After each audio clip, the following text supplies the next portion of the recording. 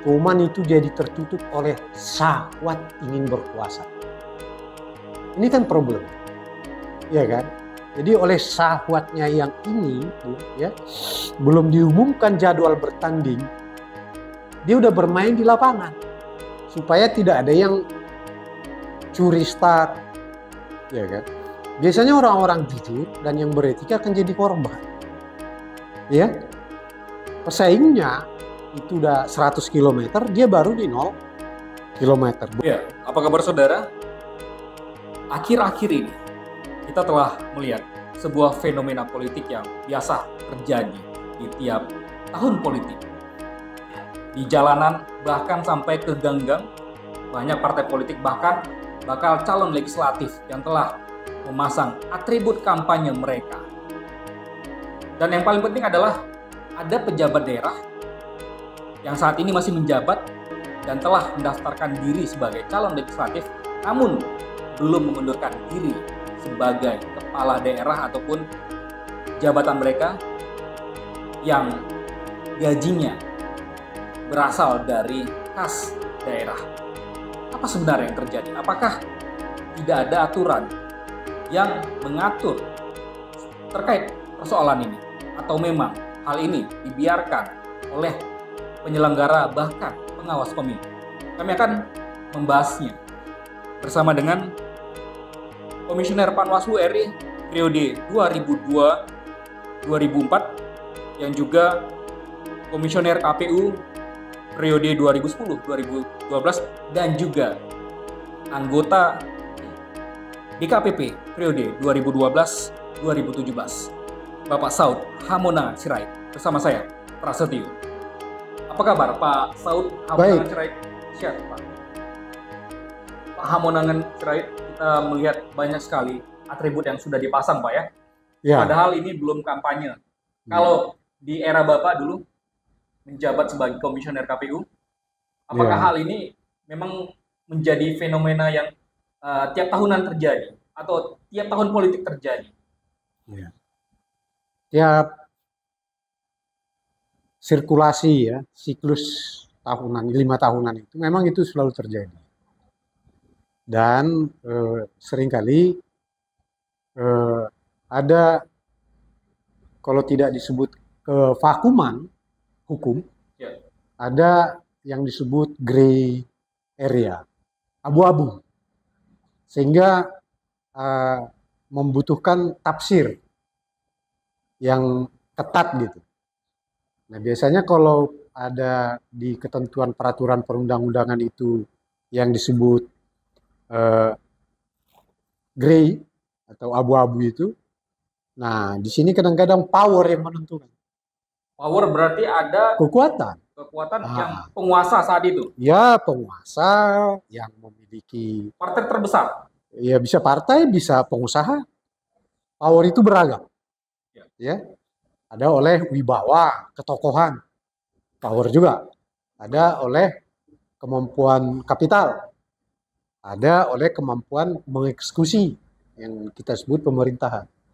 Jadi beragam power itu. Nah, di situ nanti akan terjadi hal-hal yang memang sulit untuk secara saklek ya, secara ketat, pasti, dan tidak memerlukan tafsir. Nah, jadi biasanya akan muncul dua sikap. Sikap etis dan sikap tidak etis. Maksudnya gimana, Pak? Kalau sikap etis itu, ya, apa yang disebut dengan ketentuan hukum sekalipun belum tentu sesuai dengan etika masyarakat. Contoh, ya, Anda kehilangan uang di rumah saya, lalu uang itu saya miliki dan kuasai, diajukan ke polisi, orang saya temukan di rumah saya nggak memaling, tapi secara etika, apakah itu uang saya? Kan uang kamu. Secara etikanya. Nah, itu juga dalam hal kepemiluan ini. Mbok belum diatur, jangan jadi tidak teratur. Tunggu pengaturan. supaya teratur. Nah, orang jadi berdalih. Ada foto-foto sampai pohon-pohon pun dipakuin, kan? Itu kan dikatakan loh, memang ada di gray area ini. Bawaslu misalnya akan kesulitan. Loh, dia belum calon kok ditindak sebagai calon. Kan di situ. Ya kan? Orang belum ada penetapan tahapan untuk pencalonan aja belum ada. Tapi sudah percaya diri. Tapi udah muncul. Kan? Peraga-peraga menyangkut foto dia, apa dia. Bahkan sudah bilang bakal calon bupati. Bakal caleg dapil ini. Bakal ini, bakal ini. Belum ada. Sebelum kita lanjut, Pak Saud, agar publik juga kita beri edukasi. Sebenarnya yang dimaksud dengan kampanye itu waktunya apa saja, Pak Saud? Kampanye itu kan ketentuan menyangkut durasi. Ya, dimulai kapan, berakhir kapan. Itu satu. Kedua menyangkut konten. Ya, apa saja yang boleh. Ya kan? Apa saja yang boleh disampaikan. Semacam visi misinya melalui foto, melalui apa dan lain sebagainya. Itu diatur. Ya kan? Ketiga menyangkut posisi letak. Ya, misal tidak boleh di tempat-tempat peribadahan. Tidak boleh di sekolah. Ya kan? Nah, kalau di jalan-jalan umum itu ada ketentuan lain yang di peraturan undang-undang dan PKPU pun peraturan menyangkut pajak daerah, tempat-tempat periklanan. Itu wajib dia bayar, kan gitu. Nah, situ tadi apakah kalau apa ini Trantip ini apa namanya Satpol PP, ya kan?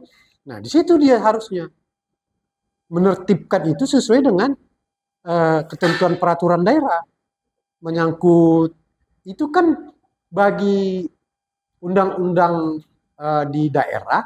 Nggak peduli itu lu mau kampanye, tapi ini periklanan. Tapi yang paling jelas gini, Pak Saud, kita melihat semua masing-masing berlomba ini untuk memperkenalkan diri melalui baliho, bahkan sampai ke tingkat-tingkat rumah peribadatan sudah masuk saat ini. Tapi yang menjadi pertanyaan, apakah kampanye itu boleh dilakukan saat ini dan apakah setiap orang itu boleh melakukan kampanye atau kampanye itu dilakukan oleh partai atau seperti apa? Ya sebetulnya nggak boleh, ya kan, supaya tidak ada yang curi start, ya kan. Biasanya orang-orang jujur dan yang beretika akan jadi korban, ya. Pesaingnya itu udah 100 km, dia baru di 0 km, belum memulai. Ini jujur tadi Pak Saud ya? Iya, dan beretika, kan gitu. Karena apa? Belum. Misalnya berapa sih ukuran baliho? Itu aja belum diatur. Tiba-tiba orang udah pasang baliho. Kan gitu. Ya. Jadi kampanye itu selalu mengambil sisi-sisi atau ruang-ruang kosong dari pengaturan itu sendiri. Nah, itu memang dibutuhkan etika kita. Toh kita ini gitu. Ngapain sih saling mendahului? Ngapain sih belum diatur sudah apa? Kalau istilah kasar, Anda belum lahir dari haribaan, dari perut ibu, kok udah disesar, Pak ya? Belum disesar. Belum disesar lagi. Belum lahir. Kok kamu udah katakan kamu bayi laki-laki atau perempuan? Belum nampak janin. Belum nampak. Apa jenis kelamin? Belum dong. Kan gitu. Jadi jangan mendahului lah. Ya. Kan tapi Pak Saud, kampanye ini bukan dilakukan oleh pribadi ya, perorangan ya? Ada perorangan. Ada partai. Kan gitu. Yang perorangan seperti apa? Ya misalnya caleg-caleg. Bahkan ada di beberapa kita lihat bakal calon bupati, Saud Cirai, bakal calon bupati 2024. Wow. Ini belum lahir sudah pidato. Baik. Sudah muncul sosoknya. Sudah. Atau ketakutan, Pak ya? Atau caleg sekarang bisa kita lihat nggak ketakutan. Ini yang menurut saya mekanisme kontrol moral itu kan diri sendiri. Ya. Cuman itu jadi tertutup oleh syahwat ingin berkuasa. Ini kan problem. Iya kan? Jadi oleh syahwatnya yang ini, ya, belum diumumkan jadwal bertanding, dia udah bermain di lapangan. Kan gitu. Ya berharap ada penonton. Kan gitu. Jadi menurut saya udahlah. Saat ini banyak sekali kepala daerah yang ikut mencalonkan atau bahkan pejabat-pejabat di tingkat desa yang gajinya berasal dari kas daerah sudah mencalonkan diri sebagai legislatif. Tapi saat ini mereka belum mengundurkan diri. Nah ini seperti apa Pak Saud melihat? Ada beberapa problematika atau dilema tersendiri di situ. Kalau secara asas demokrasi yang murni, ya sebetulnya nggak perlu mengundurkan diri. Anggota DPRD mau maju bupati, ngapain mengundurkan diri? Kenapa? Karena ini adalah ranah politik. Anggota dewan adalah memerlukan karir politik. Bupati adalah karir politik. Artinya jabatan-jabatan yang dipilih, bukan jabatan-jabatan yang diangkat. Ya kan? Jadi sudah sebetulnya. Itu, tapi ya oleh apa tadi nggak diatur aja udah bermain. Nah kan? Akibatnya muncul semakin banyak pembatasan, semakin banyak pengaturan. Itu kan berarti masyarakat ini adalah masyarakat yang brutal. Semakin peraturan berkurang, tapi tertib moral jalan, masyarakat ini adalah masyarakat yang bermutu. Ya kan gitu. Nah, lalu muncullah pengaturan. Sebetulnya lebih baik kata tidak mengundurkan diri. Substansinya sama. Cuti. Cuti itu dia tidak boleh memakai fasilitas dan gaji negara. Ya kan? Tapi masa dia belum diakhiri. Nah, diangkatlah kata S. Tidak PJ. Baik. Ya, tapi PJS atau PLT atau pemangku dan sejenis lah. Jadi cuti di luar tanggungan negara. Sehingga yang tadi kita pun keberatan toh, masa kamu kampanye gunakan mobil dinas, apalagi mobil dinas sekarang itu udah pakai plat nomor sipil lah. Baik. Ya kan? Ya. Bisa. Tapi Pak Saud, kalau kita berbicara masalah pengunduran diri ini sudah diatur dalam PKP 10 tahun 2020. Ya. Di pasal 14 Pak Saud, kita sudah membacanya juga, disebutkan bahwasannya siapa saja yang mencalonkan pejabat daerah ataupun yang... Ya, kan ada dua soal pengunduran diri itu toh. Pertama, surat pengajuan pengunduran diri oleh yang bersangkutan. Ya. Kedua, siapa yang memiliki otoritas memberhentikan dia.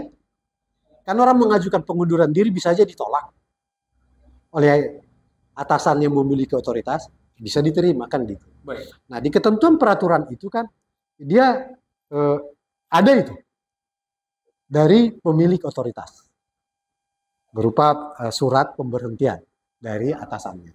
Kan itu. Nah, kapan itu? Itu bukan persoalan sekarang. Kapan itu? Pada saat pendaftaran kah? Nah, di ketentuan itu kan ada memang sedikit. Di ayat satunya sudah diatur Pak Saud ya? Iya. Tapi ada di situ juga yang di tahap akhir verifikasi daftar calon sementara. Nah, tahap akhir ini kapan? Kan gitu. Ini bisa berbeda-beda sedikit di daerah. Nah, di tahap akhir dia. Bahkan kalau sudah selesai nanti DCS, ya itu ada loh apa di situ semacam kerugian bagi parpol yang bandel atau bagi calon itu. Ya, dia tidak ada surat pemberhentiannya, mau ditetapkan jadi calon tetap nggak bisa, tetap nggak bisa, diciti. Yang tidak ada surat pemberhentian dari gubernur, wakil, bupati, wakil, bupati atau wali kota, wakil, wali kota, tidak ada. Nah, konsekuensi yang merugikan adalah partai tidak boleh mengajukan pengganti. Penggantinya tidak bisa diajukan. Tidak bisa. Jadi kosong. Kan memang di undang-undang dibolehkan. Misalnya di dapil A 7 kursi, diajukan 7 caleg, bisa aja dia hanya ngisi 2 kursi. Ya. Konsekuensinya, tiba-tiba ini semua pilih partai ini. Sehingga 7 kursi dapat. Bagaimana yang 5 kursi?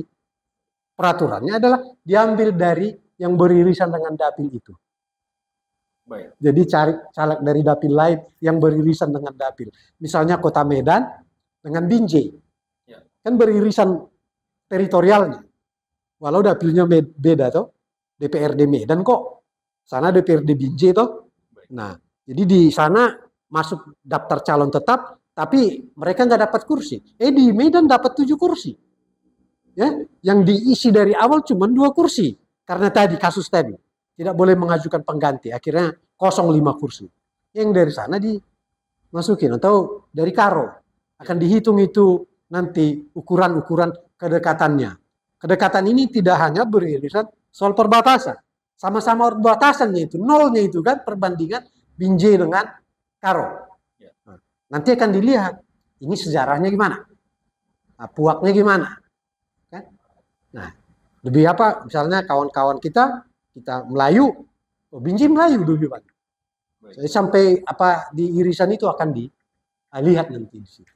Ini kan kita berbicara politik ini lebih mengena ke partai, tapi kalau posisi masyarakat dalam pemilu ini seperti apa, Pak Saud? Posisi masyarakat bisa mengadukan juga? Bisa. Ya, rakyat itu memiliki legal standing ke Bawaslu. Kan? Dan dalam jangka 3 hari Bawaslu harus kasih respon dulu. Jadi setelah kita kasih ke Bawaslu, ada tanda penerimaan, dia 3 hari harus. Ya, memang mungkin karena anggaran negara tidak ada, dia harus tempel selalu tersediakan di Bawaslu papan pengumuman. Dia harus tempel. Laporan nomor sekian atas nama Saud Sirait itu telah memenuhi syarat dan akan ditindaklanjuti. Baik. Belum memenuhi syarat, nah, karena itu dipersilakan untuk menambah syarat. Atau ketiga, tidak dapat memenuhi syarat apapun. Dalam jangka 3 hari sudah harus direspon oleh. Bila Bawaslu tidak, dia dapat dilaporkan ke DKPP. Tidak profesional. Baik, kita ambil satu case seperti yang kita bicarakan sebelumnya terkait dengan masa pengunduran diri ini. Surat pengunduran diri harus ada ketika si calon mendaftarkan diri sebagai bakal calon.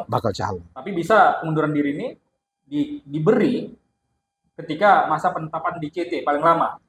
Masa akhir. Sementara.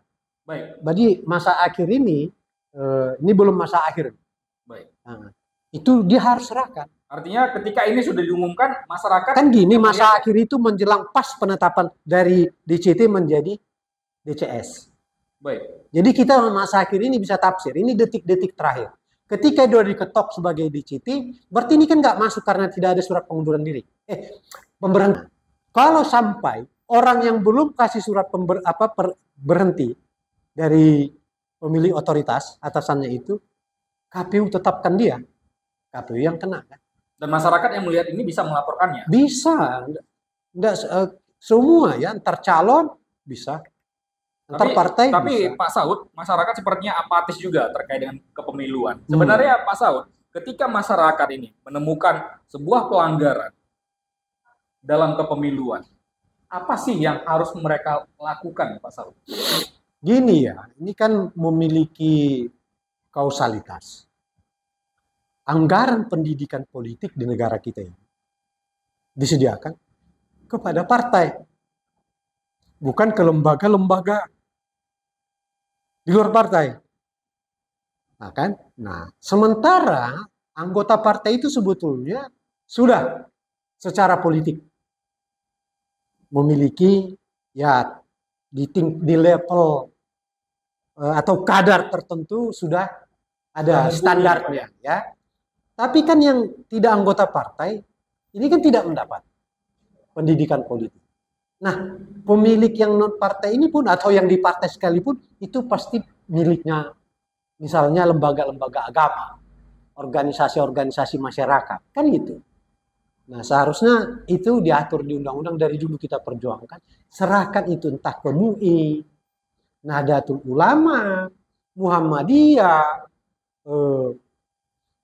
Wasia ya Wais Adini, Al-Wasliyah. Al-Wasliyah, HKBP, Katolik, gitu. Kan bisa karena pemerintah nggak bisa, kan itu pemerintah udah pasti bupati, wali kota kan dia nggak bisa untuk pendidikan politik. Nah itu serahkan saja. Nah kerjasamanya banyak gitu, sehingga nanti bisa indah gitu loh. Tiba-tiba Nahdlatul Ulama kerjasama dengan HKBP bikin pendidikan politik, kan? Karena indah gitu. Katolik bisa dengan Muhammadiyah, atau HMI dengan PMKRI, GMKI dengan PMII. Jadi hal-hal yang indah bisa kita lakukan, dipersulit untuk mencapai itu. Ini kesadaran yang belum. Artinya Gitu sudah ada jurang pemisah yang sejak awal. Iya, ini kan dilakukan. karena terjembatan indah semua.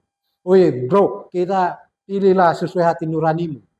Ya, ini tak syarat-syarat menjadi DPRD itu begini.